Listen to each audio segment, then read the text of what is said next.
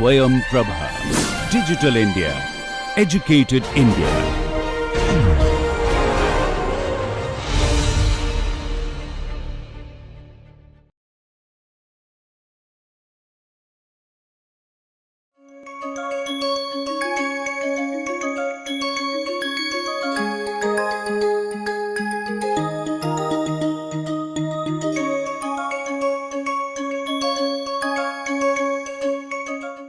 Hello everyone, welcome to Module 3 of the Essentials of Turbulence class. In this module, we are going to deal with the equations of fluid motion. Here are the contents. We'll talk about the nature of turbulent flows.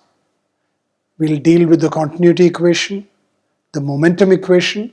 We'll talk about pressure and the role of conserved scalars.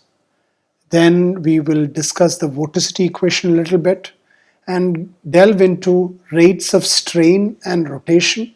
We'll look at some transformation properties, discuss the Reynolds number similarity, and discuss further a property called invariance a little bit.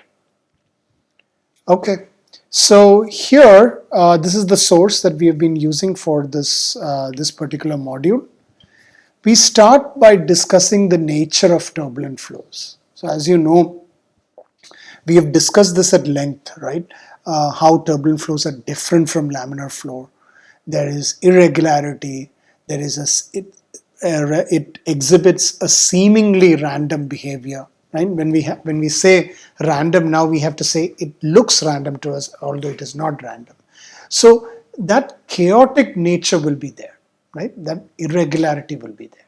And that's one of the main features of turbulent flows. That's how you can immediately distinguish it from a laminar flow. So what is shown here on this slide is the velocity recording in a turbulent jet experiment. It is the time history of the axial component of on the center line of a turbulent jet.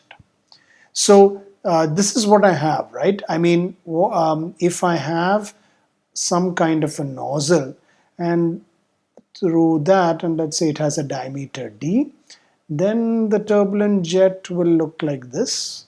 If it is a turbulent jet, it won't have well-defined edges. It will be irregular, it will be slightly chaotic, and so on. And we consider this to be the axial direction to be 1, the transverse direction to be 2. So that is the transverse or the radial direction. Assuming this is a round jet, we are talking about x, r, and theta. Those are the directions, right? So this is the direction x or 1, and the radial direction is r or 2, and the azimuthal direction is theta or 3. Got it?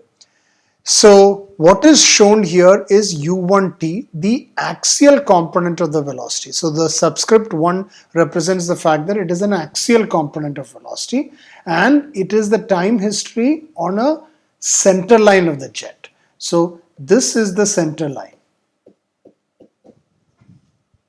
This is the center line. On the center line of the jet, this is the time history at a certain point. This is from the experiments of Tong and Warhaft in 1995. So now you can see that there are a lot of fluctuations in the velocity recording. There's a line here which is the mean, which represents the mean of the signal, the mean of this velocity. So you have u, which is a vector, and it is a function of x, the position vector, again a vector, and comma t. So it is a 4D variable. The velocity vector is a 4D variable. Now this has multiple components, correct? So this will have u1, u2, and u3. u1, u2, u3 are scalars. U is a vector. Now this is an instantaneous variable. It depends on time. It's an instantaneous variable. And you have your U1, U2, U3, again instantaneous. Those are also 4D. So U1 is U1 of X as a vector, comma time. Because it also depends on space and time. So what is shown here is U1 at a particular point along the center line. So that is the recording that is shown here, and the mean of that value is what is shown in this line. I hope this is clear. So our fluid velocity as such is a 4D variable, is a 4-dimensional variable, x1, x2, x3, and then time. The position vector x is x1, x2, x3. Now, coming back to the behavior of U1 of t, it clearly is irregular. There are a lot of fluctuations. And it is expected that it is going to behave irregularly with position and time. What is shown here is a time history, and the mean is taken. Now, as a general observation, we can say that the U1t displays a lot of fluctuations, sometimes more than about 25% about the mean, and the mean is represented by this angle bracket. So U1 mean. So that is the mean velocity. The mean velocity is going to stay steady. That's going to be a constant. That's not going to change. In this case, that's about 3 point something. But as you can see, the velocity fluctuates between 1 point something to 5 point something. So that is the amount of fluctuations you're having. So about 25% fluctuations are there. So this is from a real experiment. Now, what I'm showing next is the mean velocity, mean axial velocity, again on a turbulent jet. It's from a different turbulent jet, not from Tong and Warhav's experiments. It's from a different turbulent jet. Nonetheless, it is a turbulent jet. The mean velocity here is normalized by its centerline value. So it's a normalized value that is shown here. This is the mean velocity. U1 is the mean. And U1 with a subscript 0 is the value or the mean on the center line. This is plotted against the cross-stream coordinate, as in the radial coordinate. I had showed you what the radial coordinate is here. X, R, and theta for a round jet. So that radial coordinate is also normalized with the distance from the nozzle. So x2 over x1 is what is shown here on the x-axis. And the normalized velocity is shown here. So this is the mean. This is for a Reynolds number that is 95,500. So very high. So clearly this velocity, this behavior seems like very stable. It's smooth. So in that sense, both are stable, because if I go back and look at this velocity, the instantaneous velocity, yes, it is exhibiting fluctuations, but I don't have really wild fluctuations sometimes. I have fluctuations that stay of the same order of magnitude over this period of time. So I have a fluctuation here, here, going to this level, but not like something really wild. So in that sense, it is kind of stable, right? It's not going out of proportion. It's staying within the same order of magnitude, meaning it's staying between 1 and 5. Reasonable time to make the recording, it is staying between 1 and 5. It's not going to 100, for example, or 50 even, right? It's staying in the same order of magnitude. The mean of U1 is definitely stable because it seems very smooth, no irregularity, right? So we don't see huge variations in U1 of t, the instantaneous, and so we are saying it is stable. And U1 mean is also definitely stable because it has a smooth behavior. Another couple of points I want to point out where with regard to the instantaneous velocity It is definitely not periodic, and we didn't expect turbulence to be periodic. And it does exhibit wide range of time scales, right? Some fluctuations are very short and some are here like this. So clearly there is a wide range of time scales. And even if it fluctuates, it doesn't stay there for long periods of time. So for instance, you don't have something that looks like this. You don't have something like that. It is fluctuating, but it's immediately coming closer to the mean and staying closer to the mean. Then it goes down a little bit, then goes up again. It's not spending a long period of time above its mean. So that's another observation that I wanted to make. So this is the nature, right? The irregular nature. And we are seeing that through a real velocity measurement in a turbulent jet. So as I was saying earlier, the U1 mean definitely has a smooth profile. No fine structure, no different time scales. It's all like one smooth profile. And you would tend to think that the mean actually looks like a laminar profile, but that's not the case. You would, if you go back and look at the laminar axial velocity in a laminar flow, it'll be different from what you're seeing here. So this irregular nature is obviously what allows turbulence to mix things faster, to transport things faster. So the enhanced diffusion, like we have discussed it a lot. And that was clear in Osborne-Rolls experiment as well. This is also something that we have discussed. So this ability of turbulent flow to transport and mix fluid much faster than a laminar flow has a lot of different applications in engineering, right? And in nature as well. And we have discussed all of that. So that takes us to the equations. Now, we know that the Navier-Stokes equations are going to represent turbulent flow. So now let's look at the equations in detail. And before going over the equations, one thing that we will definitely have to cover is the continuum hypothesis, because we have to make sure that that is understood, right? The continuum hypothesis has to be valid, otherwise the equations are not valid. So that means the average spacing between the molecules, or the mean free path, the distance that one molecule has to travel before colliding with another molecule, that is the mean free path. The mean free path typically is approximately 10 to the negative 9 meters for air at atmospheric conditions. Now at extreme conditions that could change, but we are talking about standard conditions. And air is now for liquids this will be slightly different, but let's just consider air and compare that to the geometric length scale of the flow. What is the smallest length scale that you could probably imagine? If you take a turbulent jet, definitely not more than 0.1 mm. So that's about 10 to the negative 4 meters. So look at the separation between the mean free path and the actual length scale. So we are talking about lambda over L, which is what the Knudsen number is.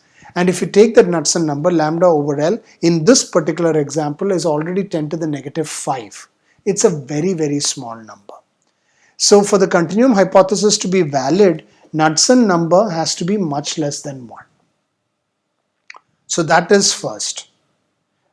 Let's keep that aside because you have to make sure the continuum hypothesis is valid before you even discuss the Navier-Stokes equations.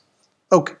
Now couple of other terminologies or contexts that I want to present here is the Eulerian versus the Lagrangian. Now what does Eulerian mean? Eulerian means you have the observer is fixed and you are looking at flow past the observer. So you are fixed at a point and you are looking at the velocity, temperature, density of the fluid at that point. On the other hand, versus a Lagrangian description would be you're following the fluid. You're following a fluid particle and you're recording the velocity, density, pressure of that particular fluid particle as it is moving along. So the representation notation is we have rho comma u.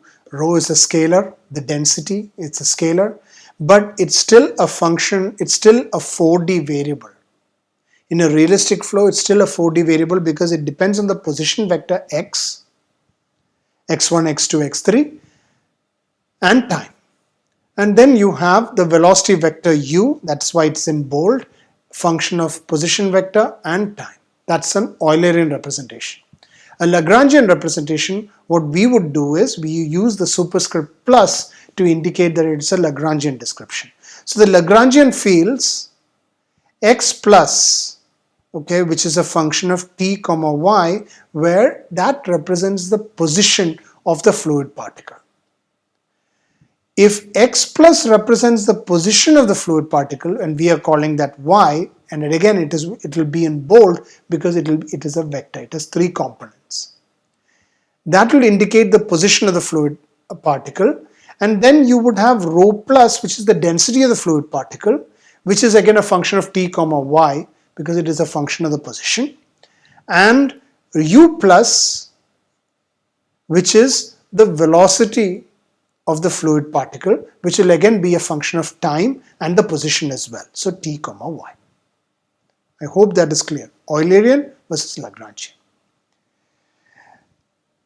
The other concept that we should also discuss is the material derivative, also called the substantial derivative. We represent it mathematically by writing it as capital D dt. So d dt is del del t plus u dot del. A material derivative is also called a total derivative.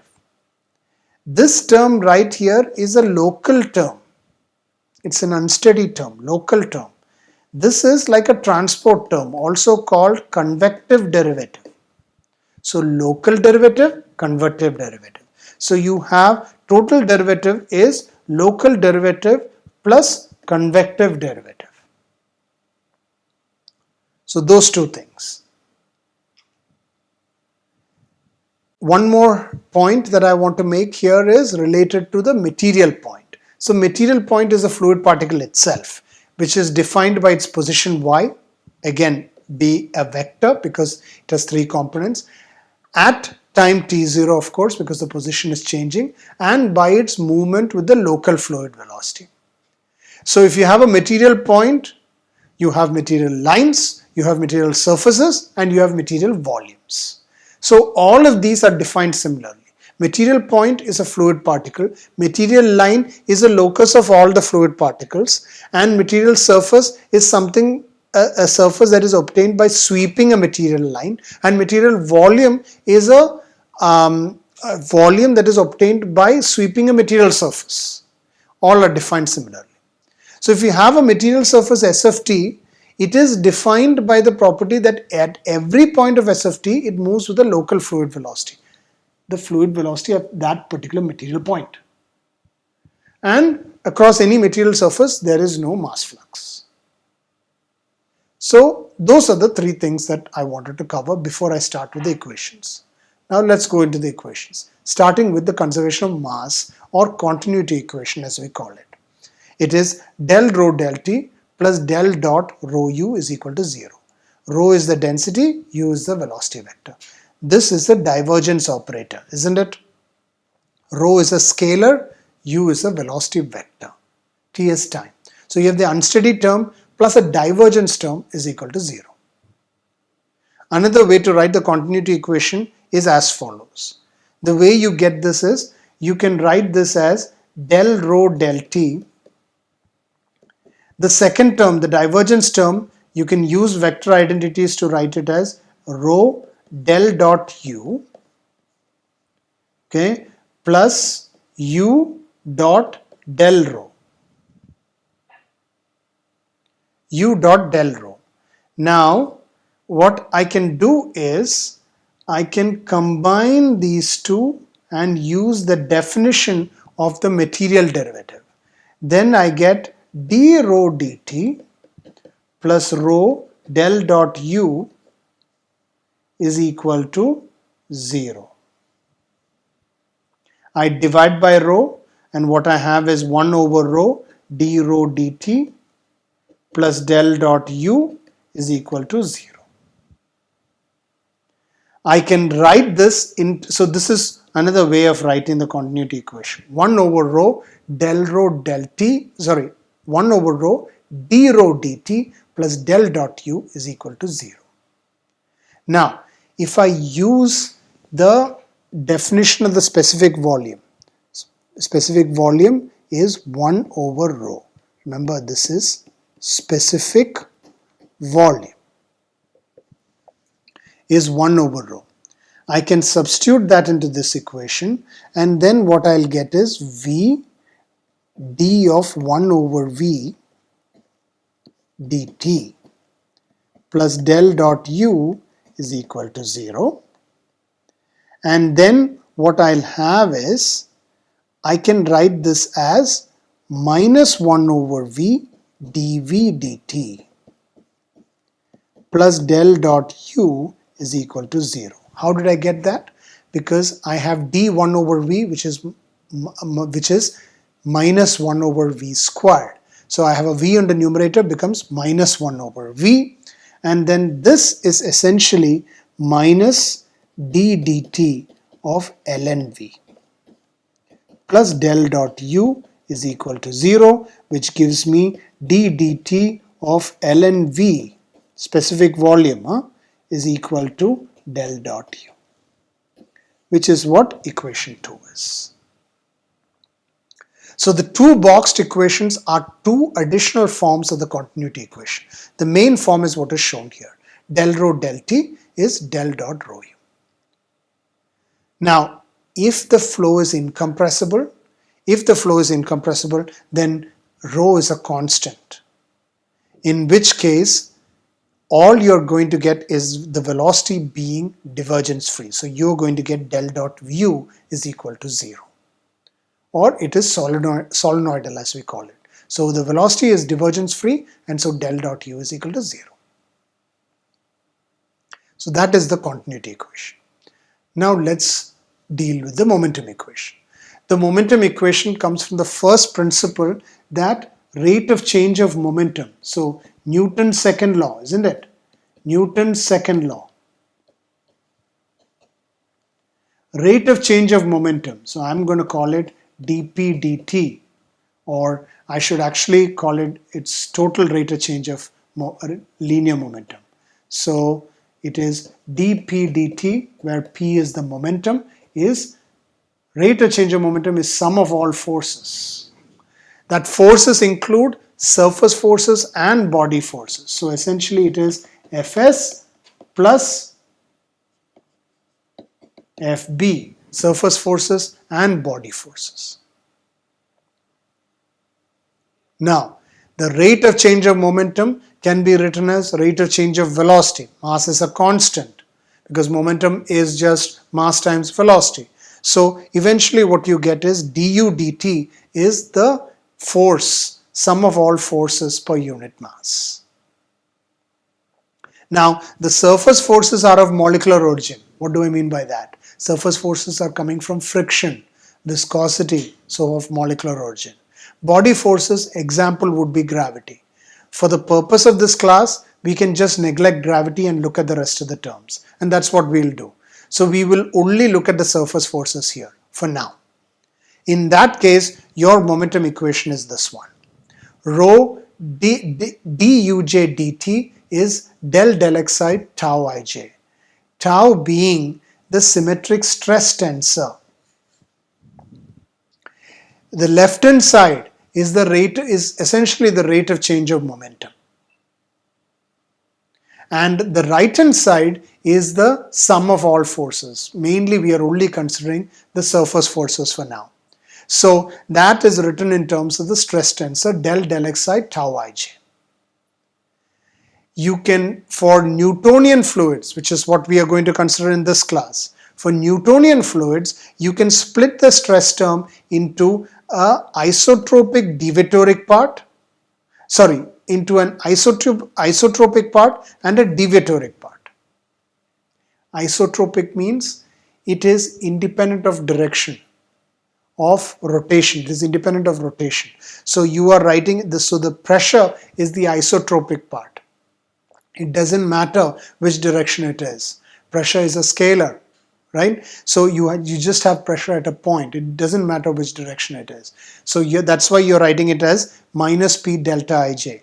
Delta Ij, remember, is the Kronecker delta. So I have tau Ij is minus P delta Ij plus mu, which is the viscosity, absolute viscosity or dynamic viscosity, times del Ui del Xj plus del Uj del Xi. So that is your stress tensor expressed as a isotropic and a deviatoric part.